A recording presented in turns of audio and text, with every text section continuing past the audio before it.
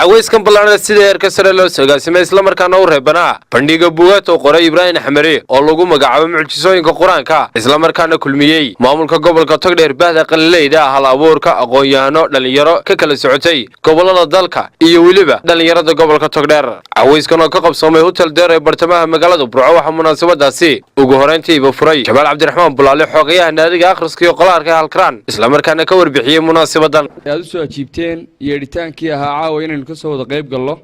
bandhiga buugga mucjisooyinka Quraanka runtii buuggani ugub maaha ama kii koobaad ee noociisa Ibrahim uu soo bandhigo maaha buugaa ka horeeyay kan oo mucjisooyinka Quraanka ka hadlaya laakiin ka duwan oo number kala baa jiray waxaana uu ahaa researchkii ugu horeeyay qof Soomaali uu sameeyo ee la soo bandhigo ee ka hadlaya mucjisooyinka Quraanka ku duugan ee qaybta xisaabta taasina uu Ibrahim ku guuleystay runtii dad badan oo fiilka xiriir la leh ama xisaabta aqoon badan u leehina ay soo dhaweeyeen intii munaasabadani socotay waxa iyaguna halkaas si hadalka iska dawmaray dhalinyaro ka kala socotay gobolada dalka Soomaaliland waxayna bogaadiyeen qoraaga buugan maskax badan baa ka buuxdo oo ka dhex gooxaysa Petri ba maanta maraan joognay aan qaban doono barnaamijkan ayuu waxa anagoo dhalinyaro fara badan waxaan tagnaa barnaamijkii Ibrahim ma odhan wuxuu Sheekh Mustafa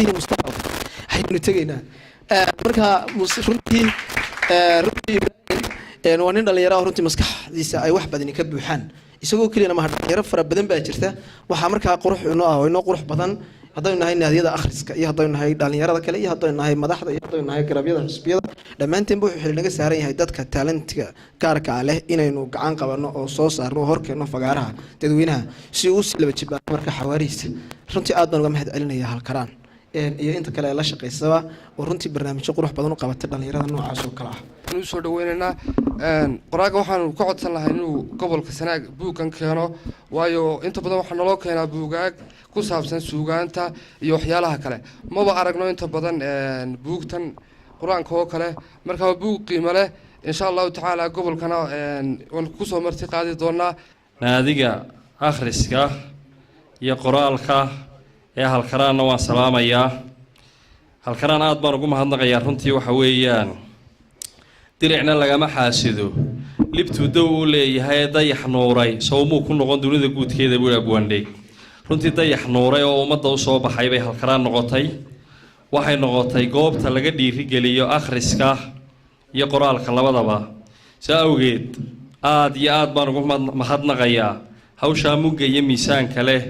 ee naadigu u hayo bulshada gobolka Togdheer iyo guud ahaan gayiga Soomaaliland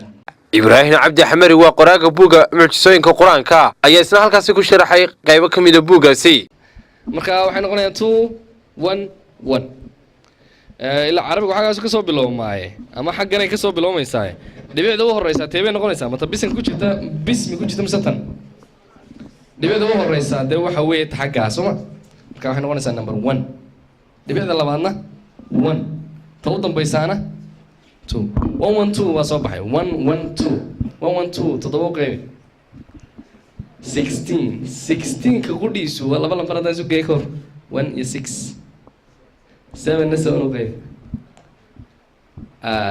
waxa weeyaan dhibcihii horta halka meela socota way rafantay Soomaa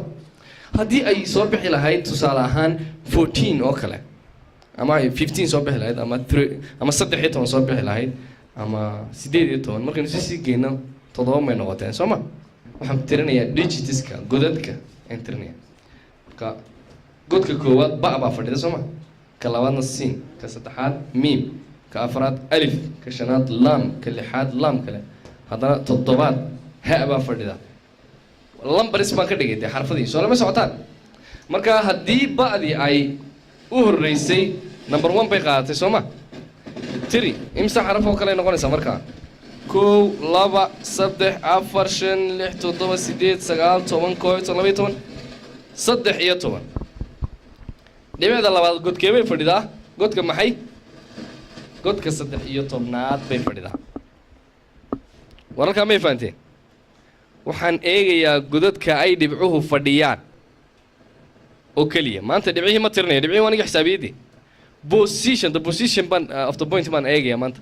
xogayaha fulinta gobolka Togdheer Wali Khayre ayaa bogaadiyay Ibrahim Cabdi Xamari qoraaga buugan qoraaga buuga Ibrahim madaxda xisbiga kulmiye ee halka ila fadhida dhammaan waan salaamaya salaamta islaamka ku salaamay assalaamu calaykum waraxmatullaahi wabarakaatuh bacda salaan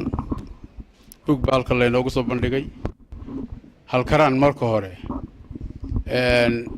naadiga halkaraan ee akhriska iyo qoraalka waa naadi aad u qiimo badan dhalinyarada aad bay u dhiirigeliyaan Ibrahim buug baalka imka inoogu soo bandhigay quraankii karimka kaga hadlayo marka quraanka wax laga qorayo ma sahlana kulli Ibrahim waan arkaa wuxuu leeyahay waa nin aqoon leh aqoon maskaxeed iyo aqoon maadi mid diineed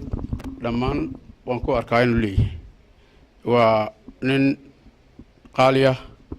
waxaan leeyahay buugga reer Burco idinka la idin keenay inaad ka iibsataan faa'iidooyin badan buu leeyahay waa Cabdirasaaq Koronto wararka magaalada Burco.